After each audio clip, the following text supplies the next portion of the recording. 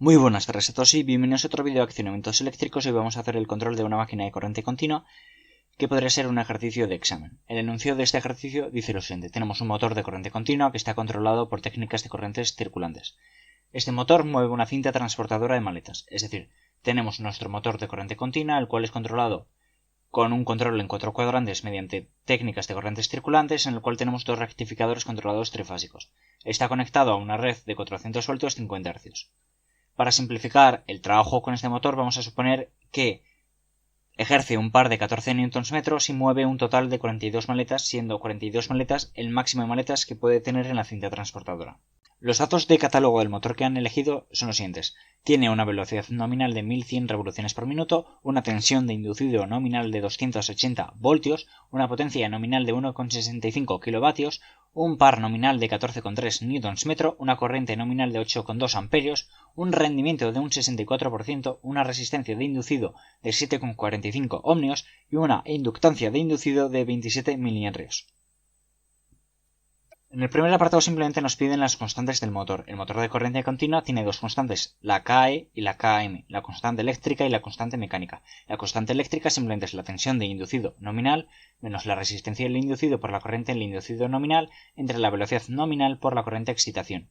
Entonces las unidades de la KE es voltios entre revoluciones por minuto por amperios, mientras que la constante mecánica K sub m es el par nominal entre la corriente del inducido por la corriente de excitación, que tiene unidades de newtons metro partido amperio al cuadrado. Por tanto, simplemente sustituimos los datos de catálogo que tenemos de este motor, de tal forma que la KE de este motor es 280 menos 7,45 por 8,2 entre 1100, lo cual nos da una KE de 0,2 voltios revoluciones por minuto. Y la KM simplemente es el par nominal entre la corriente del inducido nominal, que son 14,3 newtons metro, entre la corriente del inducido nominal, que son 8,2 amperios, lo cual nos da una KM de 1,7439 newtons metro amperio. En el apartado B lo que nos piden son los ángulos de disparo si en vez de estar desplazando las 42 maletas, que es el máximo que puede llevar esa cinta transportadora, estamos transportando 25 maletas. Por tanto, nos dicen que gira a una velocidad de 825 revoluciones por minuto. Por tanto, es el par máximo que ejerce el motor es llevando 42 maletas, que es 14,3 Nm. Si lleva 25 maletas, es 8,51 Nm de par que está ejerciendo. Por tanto, conocemos tanto la velocidad como el par. Por tanto, tenemos información suficiente para poder calcular los ángulos de disparo y los ángulos de excitación. Lo primero que calculamos es la fuerza electromotriz del motor, que simplemente es la constante eléctrica por la velocidad, que normalmente sería por la corriente de excitación, pero como no la hemos tenido en cuenta en la constante eléctrica, no es necesario tenerlo en cuenta para calcular la fuerza electromotriz. De tal forma que simplemente la fuerza contra electromotriz es la constante eléctrica por la velocidad, es decir, 0,2 voltios revoluciones por minuto por 825 revoluciones por minuto, que son 165 voltios.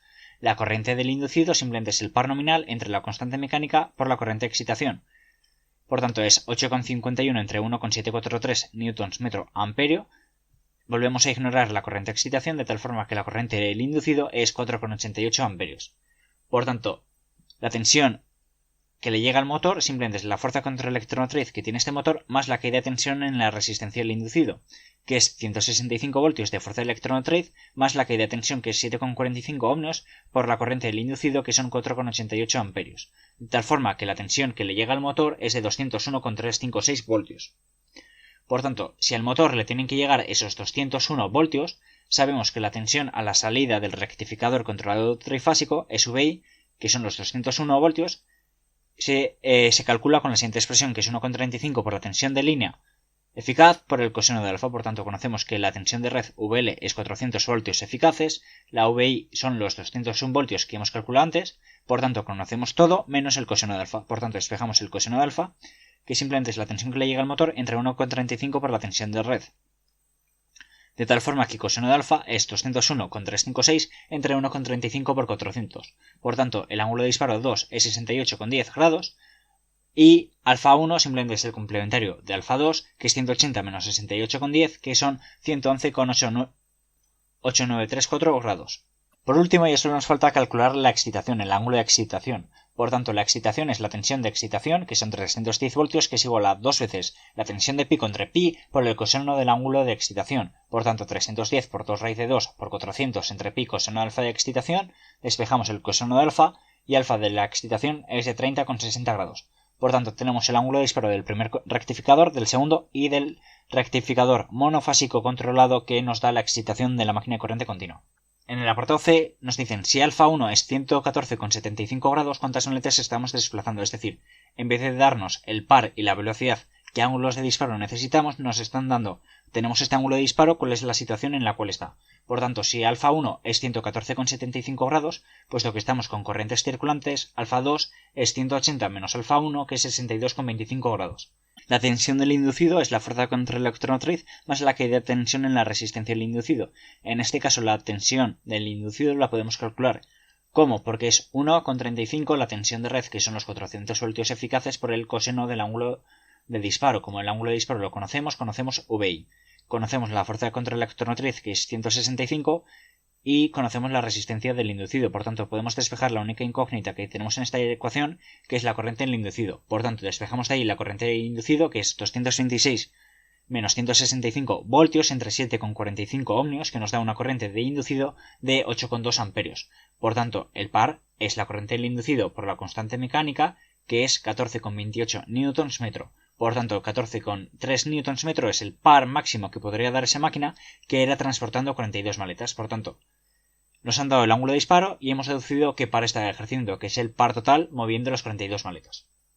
En el apartado D nos dicen, si la corriente consumida por el motor en el apartado anterior fuese la nominal, ¿qué bobina auxiliar deberías añadir en serie con el motor para que el rizado de esta corriente sea menor al 10% de la corriente nominal?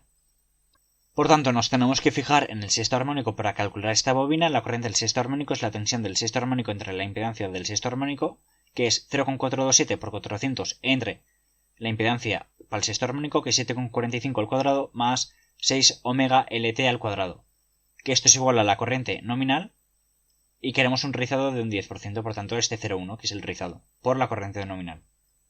Puesto que imponemos la corriente y la tensión la conocemos, podemos despejar la impedancia. Despejamos la impedancia para este sexto armónico, que es 0,427 por 400 entre 0,1 por 8,2, que nos da que la impedancia para el sexto armónico es de 208,29 ohmios. Por tanto, la impedancia es parte real al cuadrado más parte imaginaria al cuadrado, todo esto raíz cuadrada. De tal forma que si la impedancia es 208,29 al cuadrado y la parte real es la resistencia, que es 7,45 al cuadrado, despejamos la inductancia que necesitamos, que es 0,11 henrios. Esta inductancia es la inductancia que ya tenemos más la auxiliar. Es decir, 0,11 henrios corresponde a la inductancia total, que es la inductancia que ya tenemos, que es de 27 por 10 a la menos 3 henrios, que ya aporta el motor, más la inductancia auxiliar que tenemos que meterle a este motor. Por tanto, de aquí lo único que desconocemos es la inductancia auxiliar, que nos da una inductancia auxiliar de 0,083 henrios, lo cual corresponde con una inductancia auxiliar añadir de 83 milihenrios. Y con esto hemos terminado. Hasta luego.